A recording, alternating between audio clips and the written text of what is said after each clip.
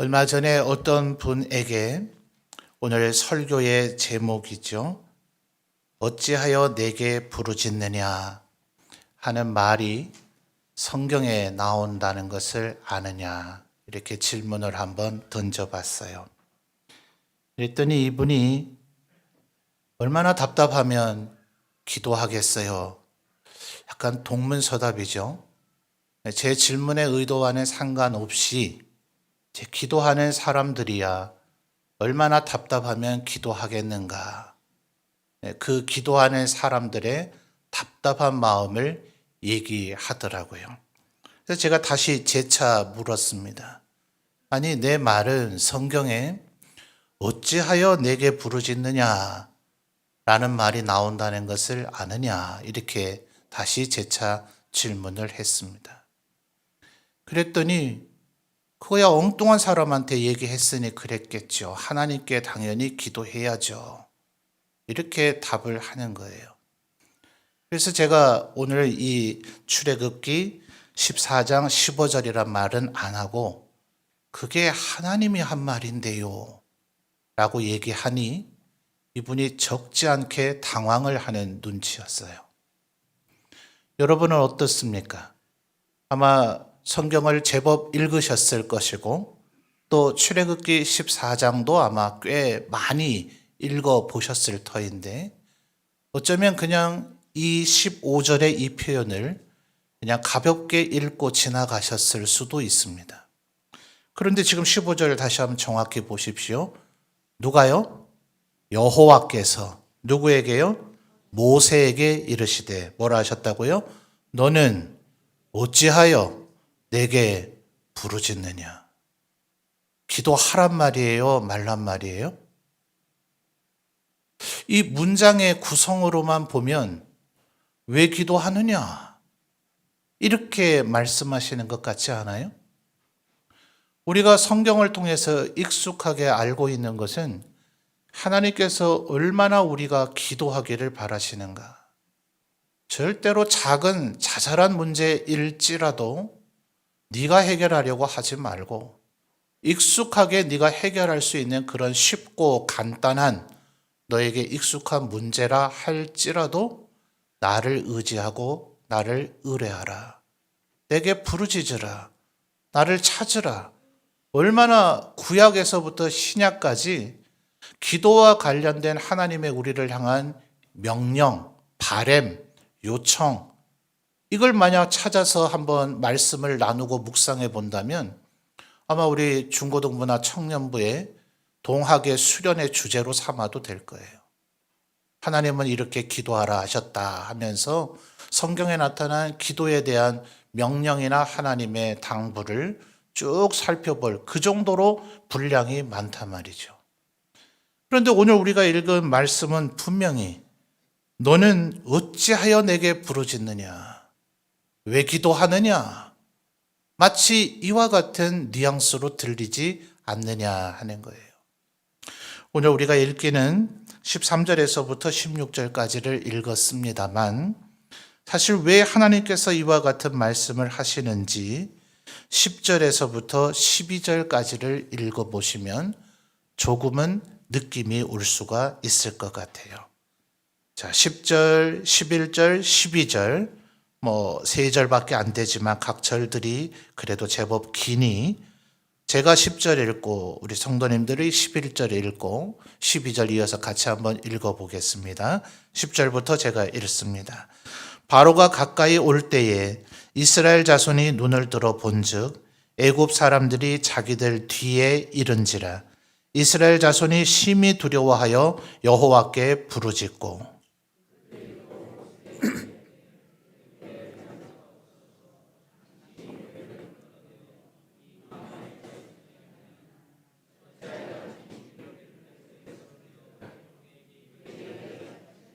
함께 봅니다.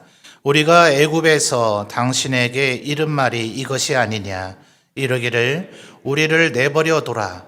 우리가 애굽 사람을 섬길 것이라 하지 아니하더냐. 애굽 사람을 섬기는 것이 광야에서 죽는 것보다 낫겠노라. 아멘. 자, 여러분 지금 이 상황은 이스라엘 백성이 이제 마지막 하나님께서 바로를 치시는 심판, 유월절 날이 되면 어린 양을 잡아서 그 어린 양의 피를 문설주와 임방에 바르고 모두 다 그 피가 발려있는 집안에 들어가 있으라. 너희들을 심판하는 천사 미가엘이 애굽 땅에 임할 것인데 모든 집의 장자와 짐승의 첫 번째 수컷, 짐승의 입장에서에도 장자를 죽일 것이다. 그러나 어린 양의 피가 발려있는 그 집은 천사가 그냥 넘어갈 것이다. 그래서 넘을 유자와 넘을 월자를 써서 유월절이라는 이름이 거기에서 나오게 된 겁니다. 그렇게 마지막 심판을 행하시고 이제 이스라엘 백성을 더 이상 이 애굽 땅에 뒀다간 애굽 제국이 정말 멸망하는 꼴을 보려고 하십니까? 신하들마저도 이렇게 얘기하니 바로는 이제 더 이상 견디지 못하고 모세에게 네 백성을 이끌고 나가라 그렇게 말하게 됩니다. 그래서 이제 이스라엘 백성들이 애굽을 탈출해서 말 그대로 출애굽이죠. 애굽을 탈출해서 이제 가나안 땅으로 가게 되는데 그 사이에 바로의 마음이 또 변심을 해서 이스라엘 백성들을 다 몰살시키고자 병거들을 다 이끌고 뒤쫓아옵니다. 자, 그래서 지금 10절에 이 얘기는 바로의 그 병거, 그 전차 부대가 지금 이스라엘에게 가까이 다가왔고 뒤에는 바로의 군대요. 눈앞에는 홍해가 놓여져 있는 바로 그 상황입니다. 이런 걸 보고 뭐라 그래요? 진퇴양난이라 그래서 뒤로 갈 수도 없고 앞으로 갈 수도 없는 외견상 볼 때는 꼼짝없이 이제 몰살 다 죽게 되어져 버린 그 상황이죠. 자, 10절 하반절을 보니 이스라엘 백성들이 하나님께 기도합니까? 안 합니까? 10절을 보십시오. 기도하나요? 안 하나요? 바로가 가까이 올 때 이스라엘 자손이 눈을 들어본 적 애굽 사람들이 자기들 뒤에 이른지라 이스라엘 자손이 심히 두려워하여 그다음 뭐예요? 여호와께 부르짖고. 흔히 부르짖는다 하는 이 말은 그냥 울부짖음, 그냥 눈물 흘리고 우는 통곡하는 그런 것일 수도 있지만 성경은 대부분 이 부르짖음이라고 우리말로 번역이 되어 있는 그 원문의 의미는 하나님의 긍휼을 구하는 기도를 하는 것을 의미하고 있어요. 아니 그러면 잘한 거 아니에요? 지금 이스라엘 백성들이 하나님 앞에 기도하고 있잖아요. 그런데 문제는 11절과 12절의 태도이죠. 자, 11절과 12절에 뭐라고 얘기합니까? 우리가 11절에 그들이 또 모세에게 이르되 애굽에 뭐가 없어요? 매장지가 없어서 당신이 우리를 이끌어내서 어떻게 해요? 이 광야에서 죽게 하느냐. 가만 우리를 애굽에 놔둘 것이지 겨우 여기 끌고 와서 여기 이 홍해 해변가에서 우리를 죽게 만드느냐. 또 12절에서 하반절에 애굽 사람을 차라리 섬기는 것이 더 나았다. 자, 10절에 하나님께 부르짖어 기도한 것과 11절, 12절의 태도는 같습니까? 다릅니까? 전혀 다른 상반된 태도를 갖고 있죠.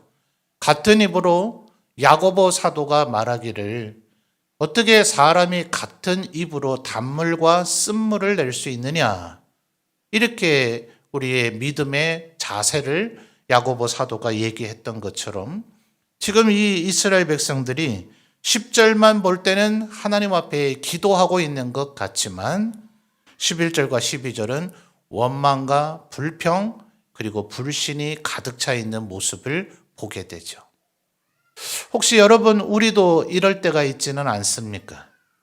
우리의 믿음이 너무나 연약해서 하나님 앞에 문제를 직면하게 되면 괴로움과 환난, 고난을 직면하게 되면 하나님 도와주세요 라는 그런 부르짖음이 우리에게 있는 하지만 또 한편에서는 11절과 12절 같이 하나님을 온전히 신뢰하지 못하고 또 내 현실의 환경이 너무나 힘들고 괴롭고 어려워서 불평과 원망이 오히려 내 입에 더 가득 찰 때가 있지는 않더냐 하는 거예요. 어쩌면 대단히 이율배반적이고 모순된 행동인 것 같지만 우리가 솔직히 내 자신을 되돌이켜 보면 이게 바로 우리의 모습이었다는 것을 떠올릴 수 있을 겁니다. 여러분, 겉으로 볼 때는 11절과 12절은 분명히 모세를 향한 원망이었어요. 그런데 여러분, 방금 전에 6월절의 얘기도 간략히 말씀드렸다시피 하나님께서 하신 거죠. 모세가 어떻게 이스라엘 백성들을 끌고 나올 수 있겠어요? 바로가 계속해서 마음이 뒤바뀌어서 보내주겠다 했다가 다시 안 보내주겠다 하며 무려 10번의 심판이 애굽 땅에 임할 때까지 바로가 내주지를 않으니 그 과정 속에서도 이스라엘 백성들이 모세를 얼마나 원망했고 그로 인해서 모세도 하나님 앞에 또 힘이 없다고 힘들다고 하나님 앞에 기도했던 적은 또 얼마나 많았습니까? 사실은 모세가 이끌고 나온 것이 아니죠. 그런데 11절 12절에 원망을 모세에게 하는 것 같지만 실상은 누구를 원망하고 있는 겁니까? 하나님을 원망하고 있는 거죠. 그러니까 우리들이 기억해야 되는 것은 내 인생 살기가 너무 힘들다. 내가 뭐 때문에 여기 태어났나? 내 인생이 힘들다. 또 내가 돈이 없다. 뭐 전혀 다른 하나의 사안, 개별적인 사안을 나의 불만족과 원망을 토로하는 것 같지만 여러분, 나를 창조하신 이가 하나님, 이 세상에 나를 보내신 이도 하나님, 그리고 지금 내가 누리고 있는 모든 것을 주신 이도 하나님, 나를 언제나 도우시는 이도 하나님이시라면 내 입에서 흘러나오는 불평과 원망은 궁극적으로 누구를 향하고 있는 겁니까? 나는 아니라고 하겠지만 나는 모세가 원망스러웠을 뿐 하나님을 원망한 게 아니라고 변명하고 싶겠지만 실상은 하나님을 원망하고 있는 겁니다. 자, 그러니 모세가 내리고 있는 첫 번째 처방이 뭡니까? 바로 이 13절의 번역이 조금은 이게 번역의 좀 한계예요. 번역을 잘못했다라고 말할 수는 없어요. 그러나 이 번역의 어감이라 그러죠. 단어의 사전적인 의미보다는 그 어감 속에서 우리가 느껴지는 것이 기도에 대한 오해를 좀 가져오지 않았는가. 13절에 이 백성들의 상반된 이 반응에 모세의 처방이 이렇습니다. 13절, 모세가 백성에게 이르되 첫째, 너희는 뭐 하지 말랍니까? 두려워하지 말고, 그 다음에요, 가만히 서서, 요게 문제예요. 가만히라고 하는 말은 움직이지 않는 느낌을 주죠. 그래서 우리 왜 흔히 하는 말로 내가 가만히 있으니까 가만인 줄 안다. 웃으시라고 한 얘기인데 오늘 설교를 너무 진지하게 했나요? 14절 하반절에도 보니까 모세가 너희는 가만히 있을지니라 이렇게 얘기하잖아요. 그러니까 이 우리 한글말의 정서에서 국어 사전의 의미는 그렇지 않아요. 그런데 우리가 주로 쓰는 용법이 가만히 있어라 하는 말은 말도 좀 입 다물고 자꾸 움직이지 말고 그런 어떤 상태를 묘사하는 표현으로 많이 쓴단 말이에요. 그래서 번역을 잘못한 것은 아니지만 여기에서 우리 성도들이 오해를 하고 있는 부분들이 있다고 보여져요. 원문의 의미는 두려워하지 말고 굳건히 서 있으라는 얘기예요. 가만히 서 있으라고 하기보다는 이제는 좀 번역을 바꿨으면 좋겠어요. 굳건히 서 있으라. 여러분 다니엘서에 보면 느부갓네살 왕의 후손이었던 벨사살 왕이라고 있죠. 이 왕 때에 결국 바벨론 제국이 멸망하게 됩니다. 나라는 벌써 위기에 처해서 다니엘에게 이제 벽에 글씨가 나타나잖아요. 손이 나타나서 글씨를 쓰니 그 글씨를 해석해 주는 자에게는 나라의 세 번째 지위를 주겠다. 왜 하필이면 세 번째일까? 이 사람은 실제로 왕이 아니에요. 말하자면 대리왕입니다. 아버지는 지금 각처에서 일어난 반란을 진압하기 위해서 군대를 이끌고 지금 반란을 진압하는 진압군을 이끌고 있고 왕은 자신 아들, 말하자면 우리 한국의 정서로 말하면 세자를 옛날 임진왜란 때 선조가 의주까지 도망가서 광해군을 세자로 책봉을 해서 네가 분조를 이끌고 일본군과 싸우라 이렇게 명령을 내린 적이 있잖아요. 이번에는 이 바벨론은 반대로 아버지 왕이 지금 바알람군을 진압하는 전쟁을 이끌고 있고 아들 벨사살을 수도에 놔서 그가 두 번째 지위에 있는 세자격이지만 실질적으로 네가 수도에서 왕으로서 통치하라. 나라가 얼마나 위태한 지경이면 아버지와 아들이 공동으로 통치해야 되는 시기예요. 그런데도 방백 120명을 불러다가 잔치를 벌이고 그 지금 잔치한다고 될 일이겠어요? 나라가 그 정도 위기에 처했다면 더더군다나 하나님의 성전에서 취해온 그릇들을 꺼내다가 거기에 술을 마시고 그거보다 더 치명적인 것은 우상들에게 경배를 했더라. 그러니 하나님께서 이제 손이 직접 나타나서 글자를 쓰게 되죠. 그러니까 이 벨사살 왕이 얼마나 경망스러우면 사실 그 글자의 내용 궁금하긴 하겠죠.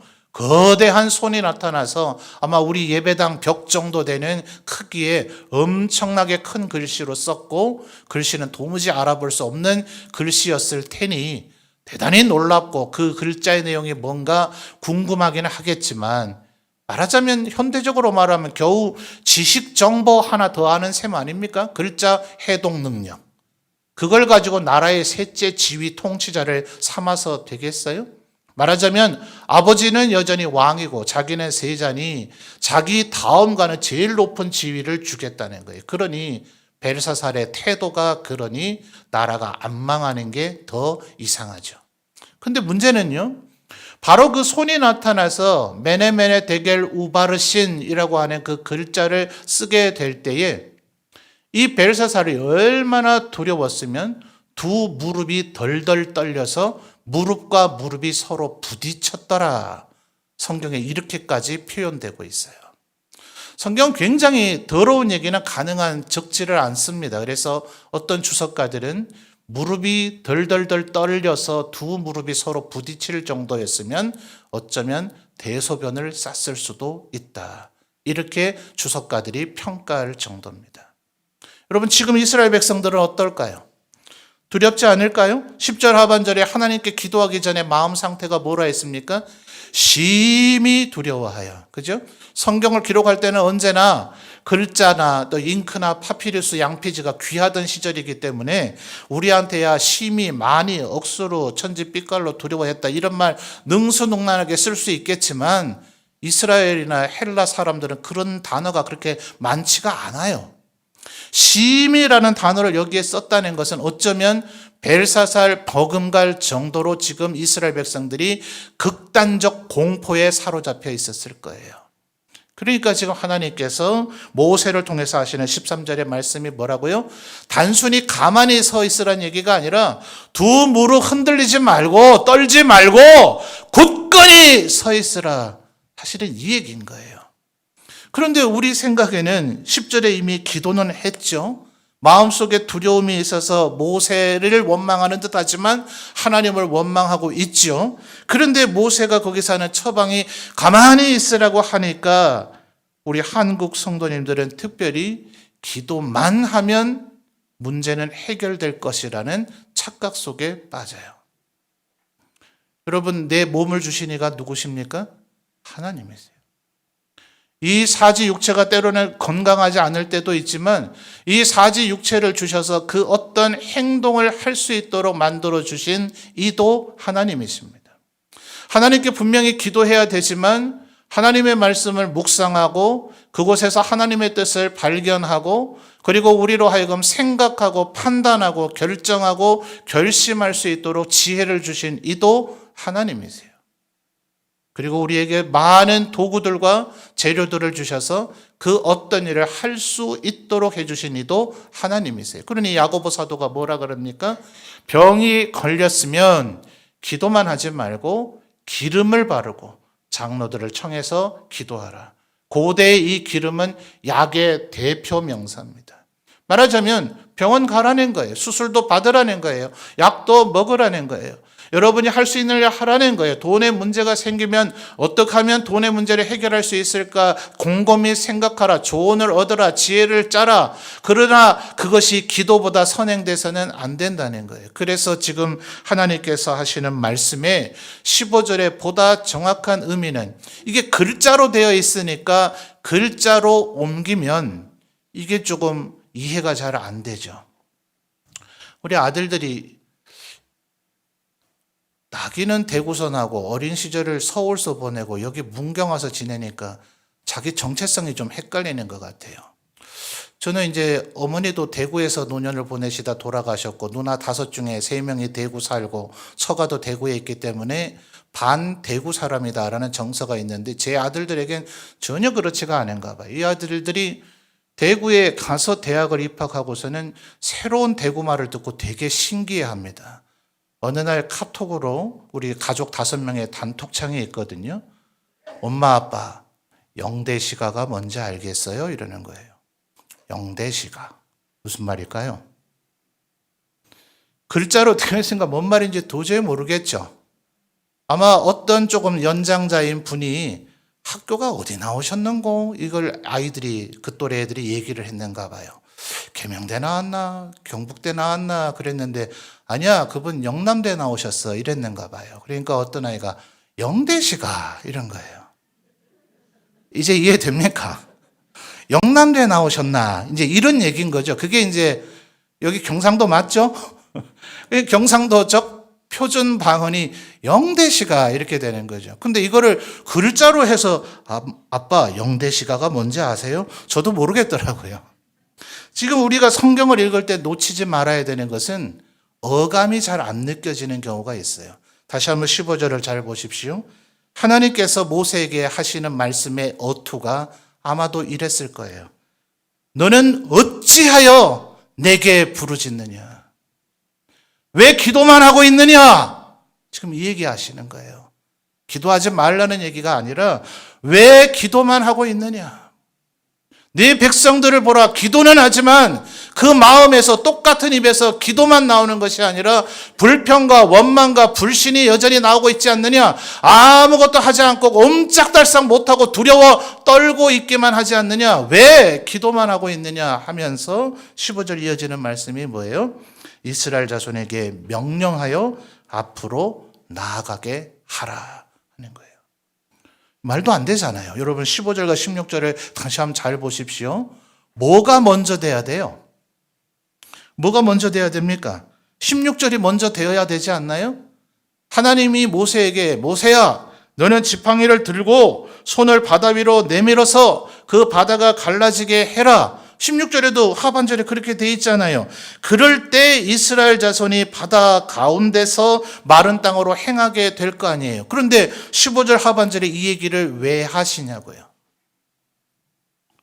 15절 하반절에 이 얘기는 없어야 맞지 않느냐 말이에요. 또 늦는다 하더라도 순서가 모세가 먼저 손을 내밀어서 지팡이를 내밀고 바다를 향해 내밀면 하나님의 전능하신 권능의 손길이 퍼져서 동풍이 강하게 바람을 치고 나가는 거죠. 그래서 그 바다 사이에 길을 내서 좌우에 바다의 벽이 생기고 그 바닥마저도 습기까지 완전히 바람이 말려버려서 마른 땅이 되어서 이스라엘 백성들이 건넜다 하잖아요.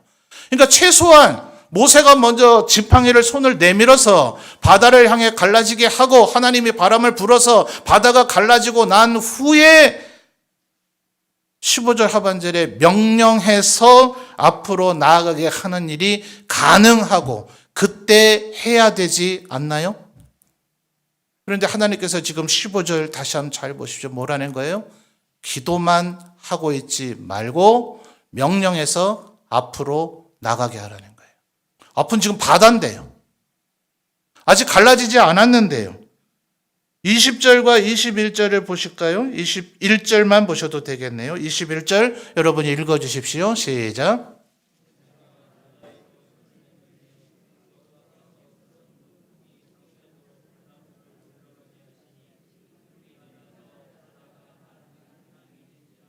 자, 가끔 우리 10개라고 하는 영화를 제가 초등학교 입학 전입니다. 10개를 처음 본 게 10개라고 했던 그 바로 역할이 찰슨 브론슨인가요? 머리 빡빡 민 사람. 그 사람이 바로 역할을 했던 아주 옛날 영화죠. 그리고 그 이후에 뭐 이집트의 왕자라든지 여러 이름으로 이 모세 얘기가 실사 영화 내지는 애니메이션으로도 많이 만들어졌어요. 근데 거기에 제가 제법 그래도 고증을, 성경적 고증을 잘해서 영화도 또 애니메이션도 만들었다 싶기는 한데, 영화의 그 런닝 타임상 어쩔 수 없기는 했겠습니다만 좀 더 그분을 디테일하게 표현했으면 좋지 않았겠는가. 21절을 보니 바람이 바다를 치고 나가기 시작하자마자 바다가 쫙 갈라진 건 아니죠. 맞습니까? 21절을 보니 모세가 바다 위로 손을 내밀매 여호와께서 큰 동풍이 그다음 뭐예요? 밤새도록 바닷물을 물러가게 하셨다고요. 실제로 모세가 손을 들어서 지팡이를 바다를 홍해를 향해서 쭉 뻗었을 때 그때부터 바람이 불기 시작해서 바다가 갈라지는 것은 밤새는 과정이 필요했고요. 그동안 하나님께서 불기둥으로 바로의 군대를 못 오게 막으셨고요. 그래서 아마도 이스라엘 백성이 실제로 마른 땅으로 홍해를 건넌 것은 새벽 무렵부터였을 거예요. 그런데 지금 15절에 이 하반절에 이 말이 되냐고요. 아직 지금 앞에는 철철 흘러 넘치는 홍해가 있잖아요. 거기 들어가면 빠져 죽잖아요. 그래서 지금 못 가고 있고 뒤에는 바로의 군대가 있고 앞에는 홍해가 있어서 앞에 문제가 있어서 우리 앞에 여전히 하나님 앞에 기도할 수밖에 없는, 심히 두려워하며 부르짖을 수밖에 없는 그 문제가 있어서 지금 기도하고 있는 거잖아요. 그런데 하나님의 지금 대답이 뭐라고요? 왜 기도만 하고 있느냐? 명령해서 앞으로 나가게 하라. 하나님께서 너희를 위해서 싸우실 것이라는 걸 믿는 사람은 가만히, 정말 말 그대로 제발 13절 14절의 이 단어를 이제는 머릿속에 고치십시오. 가만히 서 있으면 정말 가만히 취급받는 거예요. 우리는 가만히가 아니에요. 굳건히 서서 무릎 떨지 말고 멸망의 왕 벨사살처럼 그렇게 두려움에 떨지 말고 하나님을 믿는 자는 남자답게 용감하라. 바울사도는 심지어 이렇게까지 얘기하죠. 두 무릎을 굳건히 서서 하나님 앞에 하나님을 바라보면서 앞으로 나아가는 것. 마치 이로부터 40년 뒤에 요단강이 철철 흘러넘칠 때 제사장들이 그 흘러넘치는 요단강으로 어깨에는 심지어 법궤를 메고, 이거는 그래도 어쨌든 밤새도록 시도를 했지만 결국은 갈라지고 마른 땅이 되고 난 이후에 건너기 시작을 했으나 40년 뒤에 제사장들은 그 물 속으로 발을 내디뎠더라. 그죠? 그래서 아마 신학자들이 요단강, 홍해는 쫙 이렇게 갈라져서 통로가 생긴 건데, 요단강은 여호수아서를 잘 보면 북방에서부터 내려오던 요단강이 북쪽에서부터 흘러내려오는 게 멈췄습니다. 점점 물의 수위가 낮아지는 모양새가 됐을 거예요. 그래서 굉장히 광폭으로 이스라엘 백성이 요단강을 한꺼번에 건넌 거예요. 그래서 성경이 정확히 그렇게 표현되고 있지는 않지만 학자들의 견해가 조금 나눠요. 이 제사장들이 첫 발을 내디뎠을 때 그 발바닥에 물이 쫙 물러나게 하셔서 제사장들의 발바닥조차도 젖지 않았을 것이다. 글쎄요. 분명히 여호수아서에 보다 그 기록된 말씀의 진정한 의미는 제사장들이 발목 정도는 젖었다고 보는 게 맞지 않겠나 싶어요. 점점 물속으로 들어가고 있지만 점점 깊어지지가 않는 거죠. 왜요? 북방에서부터 요단강이 흘러내려오는 게 멈춰버려서 물의 수위가 빠져나가면서 점점 수위가 낮아지고 있었으니 더 들어가면 무릎까지 올라오고 더 들어가면 허벅지까지 올라와야 되는데 들어가도 물은 더 올라오지 않고 오히려 내려가는 것을 제사장들이 경험하게 되는 거죠. 예수님께서 이적을 행하실 때에 그냥 말씀으로 병을 고쳐주기도 하시고 또 진흙을 발라가서 씻으라고 하시기도 하시지만 어떤 경우에선 중간 과정을 묘사하고 있는 복음서의 기록이 있습니다. 안 보이던 눈이 조금 흐릿하게 보였다가 그 다음에 완전하게 보여지는 중간 치료 과정을 묘사하고 있는 것들이 있어요. 어떤 기도의 제목은 한순간에 완전히 정말 기적적으로 이루어지는 것들도 있을 것입니다. 하나님께서는 우리를 섭리하시는데, 다시 한 번 말씀드리지만 창조하신 성부 하나님께서 6일의 창조로 끝내신 것 아니라 그 이후에 천하 만물을 여전히 운행하며 섭리하고 계십니다.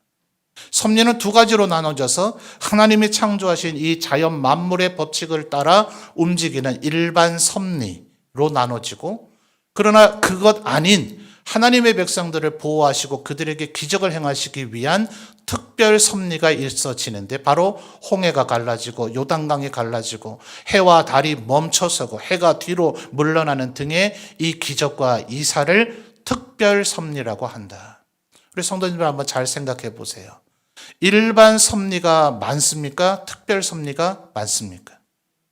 우리의 인간의 인류의 하나님의 백성들의 대부분의 삶이 일반 섭리입니다.